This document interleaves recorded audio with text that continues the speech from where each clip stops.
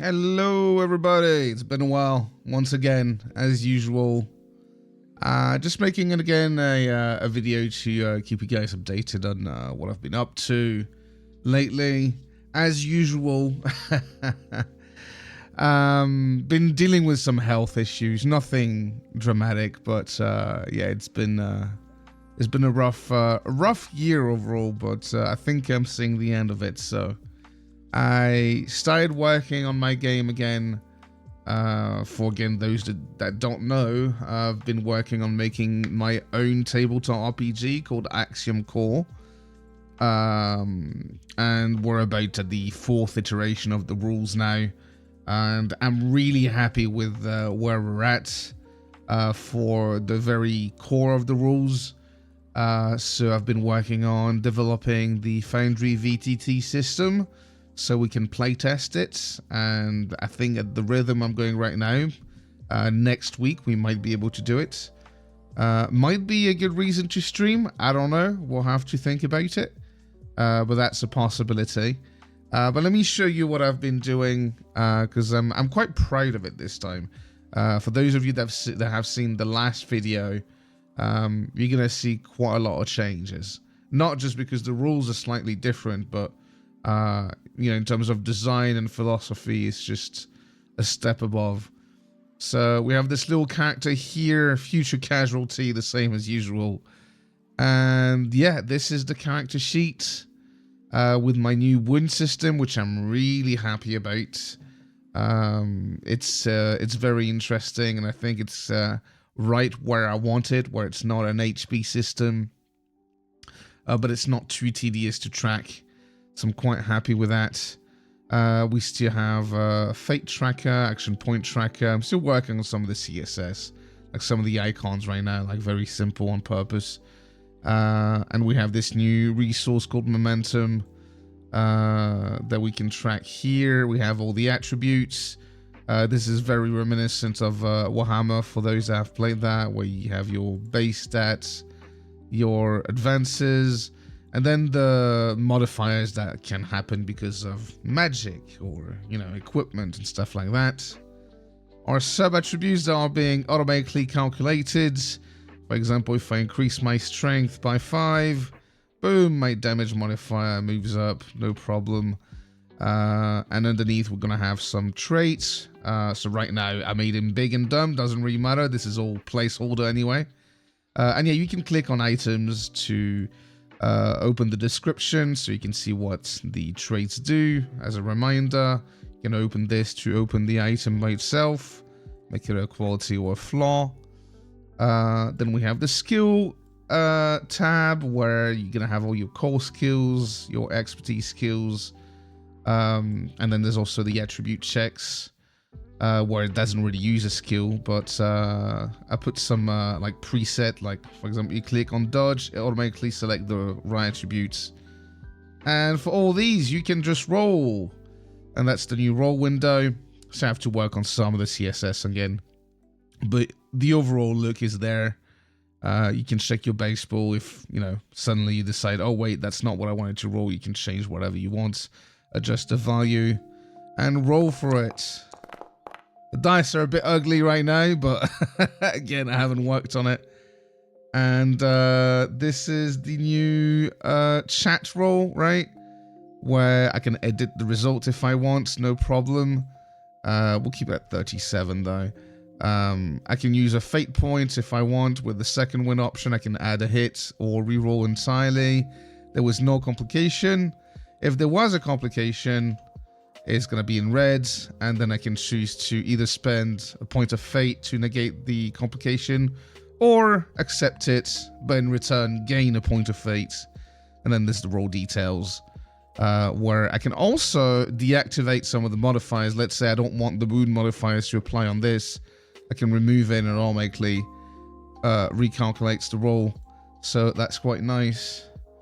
And yeah, here same, we got our skills. You can open them to see the description. That's the level of the skill. That's the success target without modifiers. So it's like strength plus agility plus your level. You can open it to edit it. And, you know, That's the item sheet.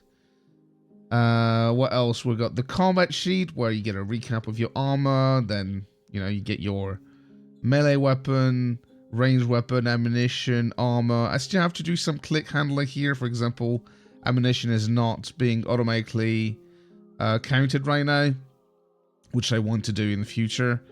Armor is automatically getting added if it's equipped. Of course, if it's just carried or stored, then of course it doesn't count. You can click on those items as well to open the description. Of course, all the text is placeholder for now. What else have I done? Yeah, it shows you what skill you use for the weapons, because like some ranged weapons you could use athletics, for example, if it's a throwing knife. If there's no skill, if you forgot to specify what skill the weapon used when you go to roll for it, it's going to tell you need to select a skill, and it opens the weapon, and then here you can decide, okay, well, I don't have the skill, but let's say this uses athletics, and I done.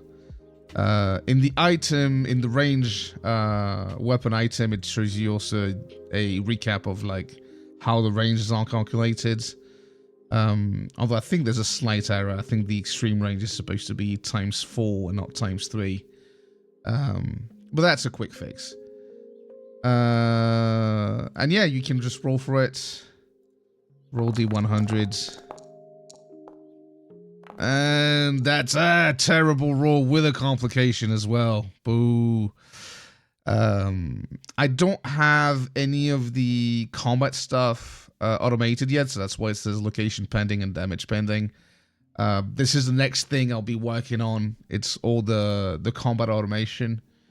What else do we have? We have an equipment tab with some placeholder stuff. I'm not sure what I'm going to do with these yet, but there will be some encumbrance, but I don't have the rules for it yet. So yeah, we have some currency tracker that I'm going to improve on, because I want to have multiple options. Like, for example, if you want to play with a classic fantasy currency with like gold, silver, and copper, I want that to be an option. And if you want to play with more modern options, you can have something like this where it's just a flat value. And then, yeah, you have your items. Again, pretty much the same as the rest. You can roll with items because I'm assuming some items will require skill. Let's say this particular equipment is like a climbing rope, right? That gives you a +5 modifier. Well, there you go. It does. You can just roll for it, and it does give you the modifier automatically. In the roll window, of course, I can add some new modifiers. There's a bunch of like preset modifiers that I still need to adjust. Like if you're charging for an attack, you can do that. What else do I have? Well, the effects tab. Yeah, the effects tab. So I have to work on a few things again in terms of CSS, but we do have our various effects here, and you can see that if I click on them, it does add them. And I can add multiple stacks, right? I still have to work on something so it shows how many stacks on the token, but overall, this is, working pretty well. We'll be tracking our active effects down there, and then there's like a detail tab where you can track your XP, various things about your identity, appearance. Some of it is placeholder, once again. Like species, for example, I'm pretty sure in my game I'm gonna call them Sophonts, because I don't know, I like the name. It's kind of original. And yeah, as far as the character sheet is concerned, that's pretty much it. There's maybe one last thing I can show you when I roll. There's the time frame thing, which I think in many games it's kind of lacking. But in my game, if you want to randomly determine how much time an action takes, there's like various time frames, right, that you can select. Let's say 1d6 minutes. You can roll it beforehand, right? It's going to give you a card, right? Or you can roll it at the same time as your skill. So let's say you want to climb something, and I say it's going to take 1d6 minutes. You can just select that, roll for it. It's going to roll the d6 automatically. And, well, you failed, but it would have taken you a minute. Failed miserably as well. what else is there? There is some combat automation already. Like if I put a character in combat, I can roll initiative. And it does do the right calculation, which is a D10 plus your initiative bonus right there. And I've set up some basic stuff so that, for example, if you roll a skill, I assume most of the time it's going to cost you 1 action point by default. So as you can see, it's selected 1 action point. But if you roll for an attack with a weapon, by default, it's going to select 2. And when you do roll for it, it does spend the resources.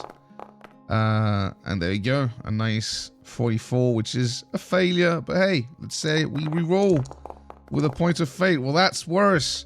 Well, we can still use some fate points like this. There you go. A narrow success now.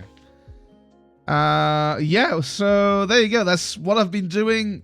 As you can see, it's looking good in my opinion. Like the character sheet looks exactly how I wanted when I first started working on it last time. This is exactly the look I had in mind that I just couldn't make it happen, but this time I did, and I'm so proud of it.